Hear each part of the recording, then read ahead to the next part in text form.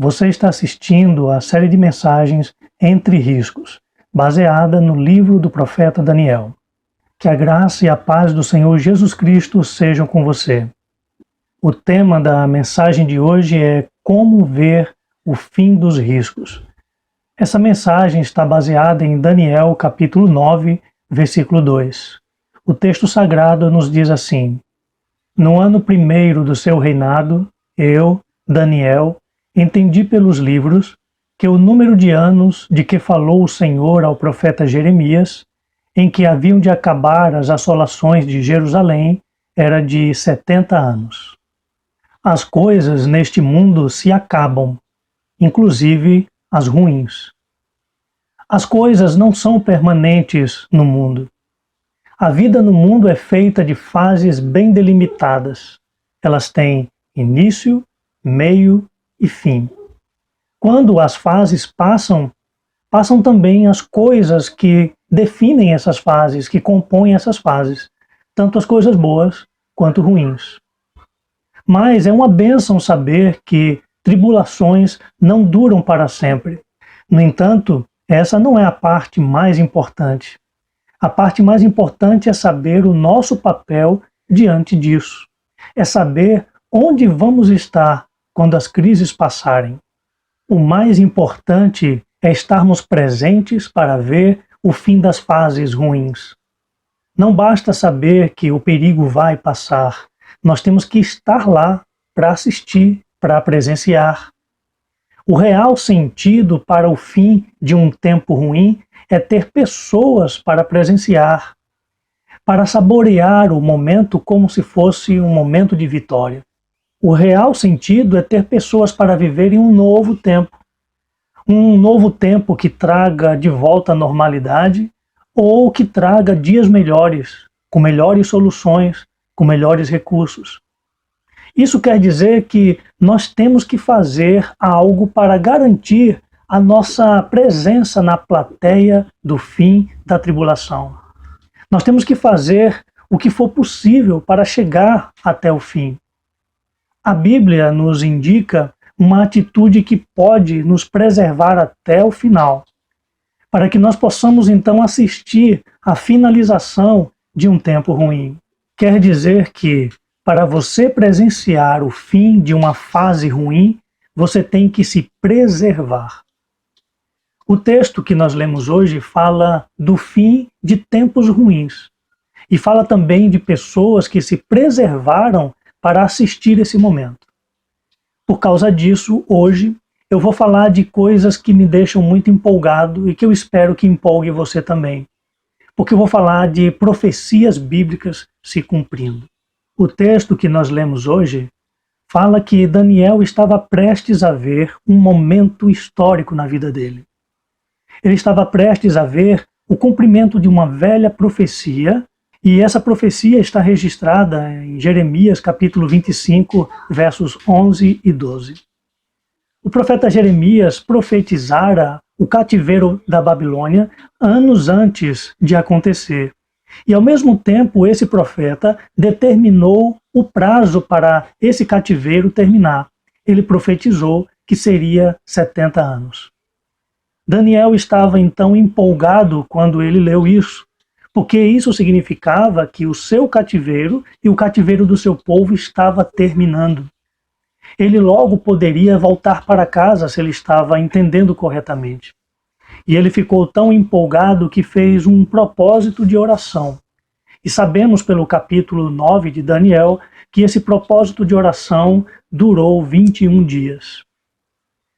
Ele precisou desse tempo de oração porque ele tinha dúvidas para serem resolvidas. Porque se ele, o profeta Daniel, recebeu a revelação de que haveriam 4 dominações prolongando o estado crítico de Israel, conforme está em Daniel capítulo 7, então como é que se aplicariam esses 70 anos profetizados por Jeremias para o fim do cativeiro? Daniel recebeu explicações sobre isso. E o que ficou confirmado foi a situação de Daniel, conforme Daniel 9, versículo 25. Depois do propósito de oração do profeta, ele recebeu uma revelação. Nessa revelação, um anjo esclareceu as coisas. A tribulação estava terminando para Daniel, não necessariamente para o seu povo. Os 70 anos profetizados por Jeremias para o fim do cativeiro babilônico seria para o povo voltar para Jerusalém. Não significaria estar livre da dominação das outras potências, das outras nações. O anjo explicou que essa volta para Jerusalém duraria 7 semanas. Nesse texto, 7 semanas são 7 semanas de anos, o que dá um total de 49 anos. Seria uma reconstrução lenta de Jerusalém para o povo voltar a morar em Jerusalém. Isso de fato aconteceu e está na história. O rei Dario autorizou aos judeus de Babilônia que poderiam voltar para Jerusalém. Você pode ler isso no livro bíblico de Neemias. Eles então voltaram para Jerusalém e reconstruíram aos poucos a cidade para morar. Daniel agora poderia voltar para casa, mesmo que Jerusalém estivesse em reconstrução. Valeu a pena para Daniel ter se preservado todos esses anos. Ele agora, mesmo velho, iria ver o fim do cativeiro babilônico e poderia voltar para sua terra. Mesmo velho, ele poderia voltar para suas cidades e andar pelas ruas ainda em reconstrução, mas relembrar de sua infância, de como saiu traumaticamente dali, poderia lembrar de novo dos seus pais, da sua família, lembrar de tudo o que passou na Babilônia e agora terminar os seus dias em casa. No entanto, a situação do seu povo ainda iria se prolongar, conforme Daniel capítulo 9, versículos de 24 a 26. O anjo explicou para Daniel que demoraria 62 semanas para o povo, lembrando de que aqui se trata de semanas de anos, o que nos dá um total de 434 anos. E isso partindo do tempo em que Daniel vivia, que era por volta do ano 600 a.C. Essa data nos remete maravilhosamente para o tempo de Jesus e da Igreja Apostólica. O texto nos diz que surgiria o príncipe ungido. A palavra ungido em hebraico é Messias, ou Mashiach. Se trata de Jesus, sobre o aparecimento de Jesus. O texto diz que Jerusalém estaria inteira, habitável, com muros e praças, mas seria em tempos calamitosos. Isso se refere ao domínio do Império Romano, onde Jerusalém, sim, era habitável, estava reconstruída, mas havia constantes levantes. O texto diz que o ungido seria morto. Está se referindo à morte de Jesus. O texto também diz que haveria destruição do lugar santo. Isso se refere à destruição tanto do templo quanto da cidade de Jerusalém por volta do ano 70 depois de Cristo, debaixo das ordens do general romano Tito. Tudo isso se cumpriu com exatidão histórica. O que o anjo estava explicando é que a aflição estava acabando para Daniel, mas ainda iria demorar para o povo de Israel. Em todo caso, a mesma exigência que serviu para Daniel iria também servir para o seu povo. Ou seja, era necessário manter-se inteiro para poder ver o final. Daniel ficou inteiro e viu o fim do cativeiro babilônico. Essa foi a proposta dele, de não se contaminar, de manter-se inteiro. Israel também deveria se manter uma nação inteira para ver o tempo do Messias, para ver o tempo de Jesus. Com isso, nós aprendemos que para nós vermos o fim de tempos ruins, nós temos que nos preservar. Esse tempo ruim vai acabar e você tem que estar lá para ver. Faça a sua parte para que isso aconteça. Se preserve. O que significa dizer não se exponha. A autopreservação é uma atitude que não nos deixa expostos aos riscos de agora. Você precisa estar inteiro para ver o fim desses tempos arriscados que estamos vivendo.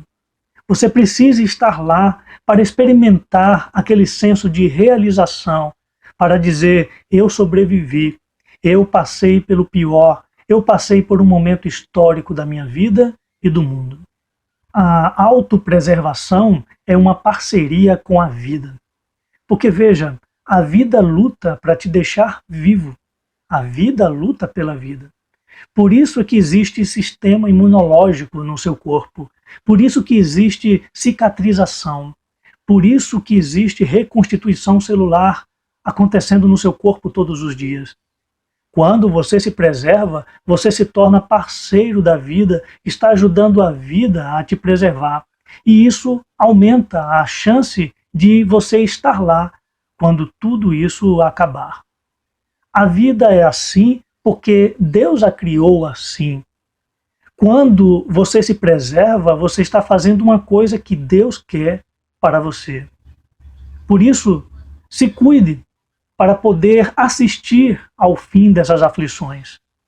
E deseje o fim dessas aflições e desses riscos. Ou seja, não se acomode. E acredite no fim dos riscos. Não se entregue à revolta ou à desesperança.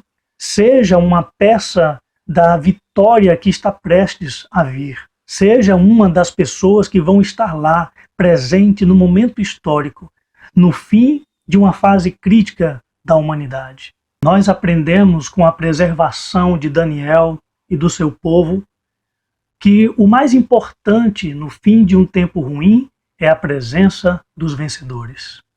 Não basta um tempo de aflição terminar.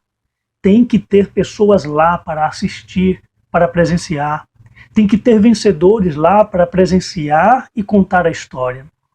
Nós temos que nos preservar para presenciar o fim deste capítulo da história humana. Deus quer que você se preserve, assim como Ele quis que Daniel se preservasse, para verem o final de uma fase ruim. E mais, Deus quer te preservar do maior dos riscos, do maior dos perigos. Ele quer te preservar do perigo da morte eterna.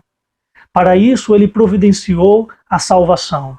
Ele providenciou o Salvador. Ele providenciou Jesus. Jesus que morreu a tua morte e que ressuscitou para te dar a vida eterna que é dele. Jesus que trouxe o reino de Deus para que este reino pudesse estar em teu coração. E esse reino, uma vez dentro de você, você possa ter a palavra de Deus dentro de você para te guiar na vida e na morte. Que o Senhor te abençoe e até a nossa próxima mensagem.